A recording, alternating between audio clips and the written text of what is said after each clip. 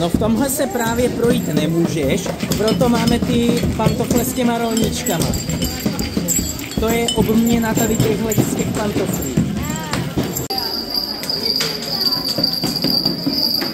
Experimentálně řídí jakési alternativní výukové programy, protože to je pro nás důležité. Sedí tam třeba 30 lidí a z toho 10 jede prostě na displeji a dotýká se těma prstama jenom tady prostě toho povrchu. A tady ta studentka si málem prošla jako ty prsty a prostě je tady jakási revitalizace té manuální činnosti.